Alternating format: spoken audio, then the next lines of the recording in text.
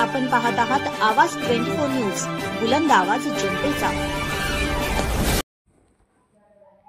मिरजेचे ऐतिहासिक सुप्रसिद्ध वॉलनेस हॉस्पिटल अखेर सुरू।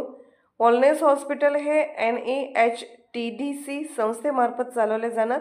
कर्मचाऱ्यांचा वॉलनेस हॉस्पिटल समोर जल्लोष, फटाक्यांची आतिषबाजी। RPI आठवले गटाचे ईशान्य भारत 8 राज्याचे प्रभारी विनोद निकाळजे, NEHTDC चे डायरेक्टर हितेश शिंदे, RPI पश्चिम महाराष्ट्राचे अध्यक्ष नानासाहेब वाघमारे यांच्या पुढाकाराने वॉलनेस हॉस्पिटल सुरू होणार।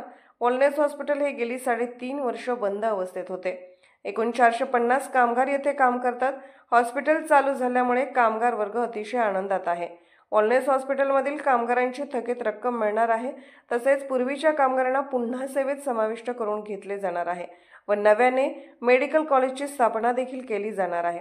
यावेळी उपस्थित श्री विनोद निकाळजे साहेब, RPI आठवले गट ईशान्य भारत 8 राज्य प्रभारी हितेश शिंदे साहेब, NEHTDC डायरेक्टर नानासाहेब वाघमारे, पश्चिम महाराष्ट्र अध्यक्ष RPI आठवले गट पास्टर शशी कांबळे, राज्य अध्यक्ष राष्ट्रीय अन्य निवारण महासंघ पास्टर संदीप घोलप, राज्य उपाध्यक्ष राष्ट्रीय अन्य निवारण महासंघ doctor Prabha Qureshi, director wellness hospital Miraj Satish Waydande, union leader Raju Londe, Suresh Babar, RCC India Shirol church Pravin Awale, Rohit Kamble, Rohan Kamble, झोन भोरे, सुहास वाघमारे, प्रवीण सरोदे उपस्थित होते।